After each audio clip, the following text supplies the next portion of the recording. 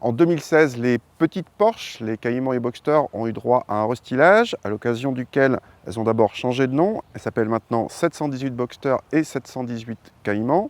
Ce changement de nom s'accompagne d'une grosse modification mécanique puisqu'on abandonne les flat 6 atmosphériques pour des 4 cylindres turbo, sacrilège selon certains.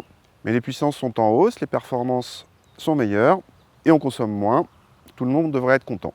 Plus récemment, on a vu arriver cette version GTS sur le Cayman. Alors GTS chez Porsche, ça veut toujours dire un petit peu plus de puissance, un châssis un petit peu plus affûté, pas mal d'équipements, mais ce n'est pas la version la plus affûtée. Il devrait y avoir un Cayman GT4 qui va arriver prochainement.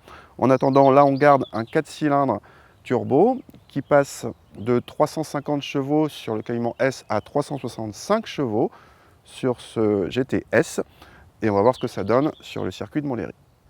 La version GTS se reconnaît à l'intérieur grâce au contour central siglé GTS et sur fond rouge, tandis que la sellerie et le volant Alcantara sont de série, ce dernier permettant une excellente préhension.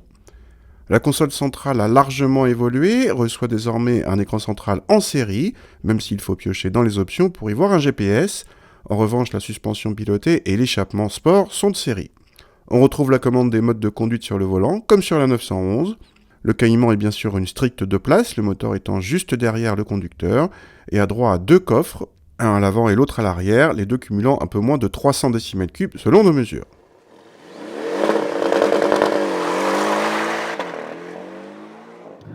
Alors ce 718 Cayman GTS et ses 365 chevaux, qu'est-ce que ça donne? D'abord on va parler performance, on l'a mesuré évidemment. On est sous les 23 secondes au 1000 mètres départ arrêté et largement sous les 5 secondes au 0 à 100. Et en fait, pour vous donner deux références, on est plus vite que la M2 et ses 370 chevaux et un petit peu moins vite que le TTRS et ses 400 chevaux.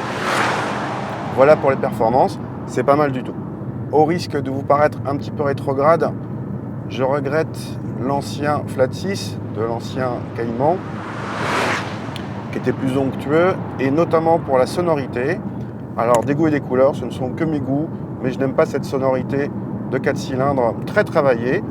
Certains apprécieront sans doute, c'est pas celle d'un 4 cylindres normal, mais par rapport à la musicalité de l'ancien Flat 6, pour moi ça n'a rien à voir.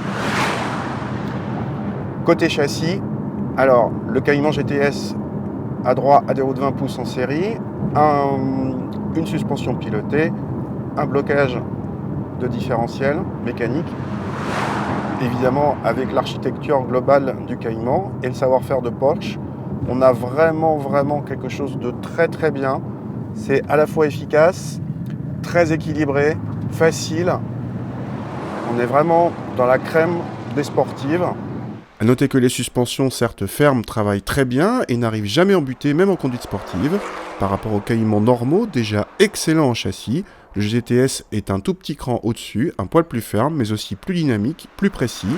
Mention spéciale pour la boîte PDK à double embrayage, toujours ultra rapide et bien gérée, et pour les freins à la puissance remarquable, même sans céramique. Tout ceci a un prix.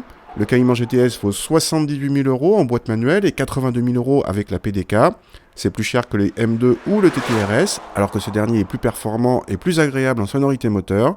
Bref, ce Cayman GTS fait payer très cher son excellent châssis, et le 718 Boxster GTS, son frère décapotable, coûte encore 2 000 € de plus.